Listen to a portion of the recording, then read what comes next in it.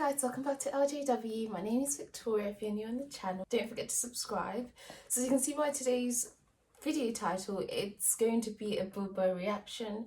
It looks as though he had an interview with a lady called Silverman, and it made for a bit of an awkward time. It's kind of a shortish video, but I just saw it and I thought, yeah, let's react to it. I love Burr. Let's see how awkward this is. He does tend to make interviews awkward if he's just not feeling it, or if he just really dislikes the person interviewing him, or if the questions are just seem a little bit ridiculous, or if it sort of demeans him or makes him feel less than what he is, if he's not given the credit he deserves. I think that's the right way to put it. But yeah, he just doesn't like to be shat on, pretty much. So let's see what this is gonna be like. I'm sorry about the video quality. I know it's a bit dark. My lighting isn't really working as it should be, and it's a really gloomy day. A really gloomy January grey day. I don't hate the weather, but it doesn't make for good filming, so I do apologise for that. But yeah, let's just get into it. And don't forget to check out our Patreon. It's gonna be linked in the description. And I'm gonna keep saying it until you guys check it out. But yeah, let's just get started. It's good, right? I'm not related to my next guest, but we fight like siblings. Okay. Please welcome brilliant comedian who I love to pieces, but who makes me fucking crazy, Bill Burr. Let's hear it. He's already on the defense. I thought we got along great. No, we love each other. But we always fight. We fight often. Because I go on stage and then you try to correct my jokes. I don't try to correct your jokes. You're like, but what if you said if the woman did this because of this? That was one time, and I admit I was being aggressive. Micro. It was a microaggression. Microaggressive, yeah. Sometimes I read interviews with you, and you talk about everything you hate, and if you added it all up, you would get me. But somehow we love each other. Am I correct in saying that? I think that you love me. Because every time we fight, as I'm driving home, I get a text from you that says, "You know I love you, right?" And I go, "Yeah, I love you too." That isn't me. I've never said, you know, Are you fucking serious? Well, my memory isn't good, but I don't remember doing that. I'll show you. What you say? I can't believe text just exists. Yeah, I press save on my text. This is awkward. I like delete them after a while. What are you saving it for? You delete text? Wait, people delete text? Why are you going individually and deleting text from people? That's a bit sus. Obviously, I delete whole chats. Like, if I want to free up my messages, I'll just go in and delete everything. But you don't delete individual text, surely. Oh, I never do, because all our friends die, and then it's all you want. Oh, okay, that's really morbid. Okay.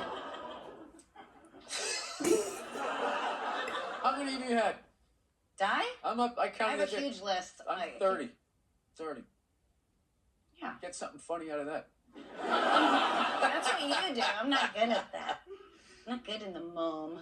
All right. I do like you, and I always feel like you're frustrated with me.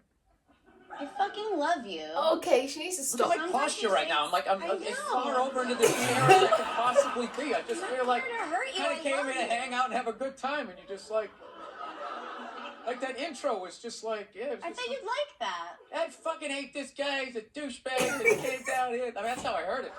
That's it. He feels attacked. He doesn't like to feel cornered. I think that's how you hear a lot of things. Oh, okay. She's not. You ever hear this? If it's hysterical, it's historical. So I think, like, things trigger you, make you fucking crazy. And it maybe means something like it comes from something from your childhood or something. God. Like the ticking time bomb that your dad was, or things like that were out of your control, and you don't like feeling out of control or people telling you what to do. That's my theory. This is so uncomfortable for you. It feels like an emotional intervention. All right. No, I'm trying to be, no, my big thing, the only thing I'm really working on in my life is I'm trying not to snap as much. Like, it's like, I just have a fucking temper, man, and I don't know how to, like, it's just my natural. I'm driving over here, I snapped like 5 times. This guy had the audacity to slow down and make a right onto the street he wanted to go onto. And all of a sudden I just found myself just going like, oh, what the fuck, really? Really? fucking asshole. Just go. Like, why? Yeah, I don't get Why people that do you get turn road so rage. slow? And then I talk myself out of it. It's like, he probably lives on that street, Bill. Yeah. His kids could be playing out in the yard. So I've gotten to the point where I still snap, but I sort of talk to myself afterwards. I don't know if that's better or if I'm slowly going insane. Well, the one thing I would say that is a trait we both, I don't like to be told what to do. No. My instinct is always fuck you, a little bit. Yeah, my instinct is fuck this. But like, I walk out. Like, I went to, this is so embarrassing. I went to someplace, I was some fucking airport, and I can't even remember what I ordered. It was some avocado toast with like salmon on it or some shit. Oh, that's right? okay. The salmon. So I order it, and I'm standing there for like 15 fucking minutes, and I'm watching these, like, one person's making it, and then they just like gave up, and then somebody else came over, and it's like forever, and I'm just standing there, and she got mad at me, so she starts saying all that. We have to put it through the toaster like 2 times. We have to get the avocado out. She started like breaking the thing down. And I was standing there. I got so mad. I'd already paid for it. And a banana. And I just said, fuck this.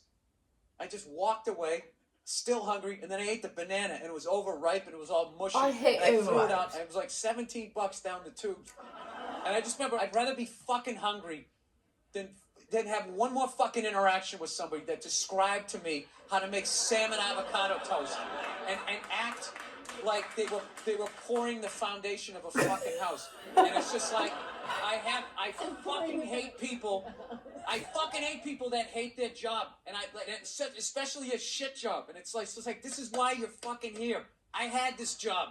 I fucking crushed it. I crushed it. I was a dishwasher. I was a cook. I did all of this shit. I fucking crushed it. I'm not saying this is the only skill this person fucking has, but it's just like, if you're not gonna try at this because you think you deserve a better fucking job, when you get that, you're gonna be an arrogant ass, and you're not gonna be fun to work for. I thought all of that over fucking avocado toast. Oh wow, that's quite deep.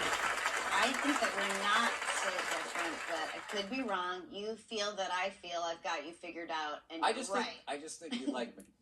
I do. You like me, but we can be different, still like each other. Yeah, I mean, like, Okay. I don't like being told what to do, but I do like changing with the times or something. I don't really resist that. I feel like you resist that a little more, but ultimately you do change with the times. Don't we all have to? Okay. You thought I was wrapping it up. I fucking ripped another. No, I feel like with you, there's this person you want me to be. So you keep telling me that I'm this fucking guy that I'm not. Who's the guy you think I think you are? Okay. I don't know. I don't know who sent you those texts. I'm gonna fucking post them. No, I won't. Okay. I remember driving home and you being like, you know I love you. And I was like, I love you too. Does not ring a bell at all. When the way you just did it, it did. This was one of my favorite interviews. I had a great time. That can't be true. No, I liked how weird it got. Okay. Yeah. Well, all right. How about this for weird? Thank you, Bill Burr, for coming on. Thank you. That felt so short. He's just like, oh. That is our show. Thank you to Bill Burr, Anthony Tamanek, and Will Ferrell. Look, America, I know I always say I love you at the end, but to be honest, in the beginning it was like a joke. It was a bet I had with my buddies, and then I really fell in love with you. Good night. That is a bit awkward, I must say.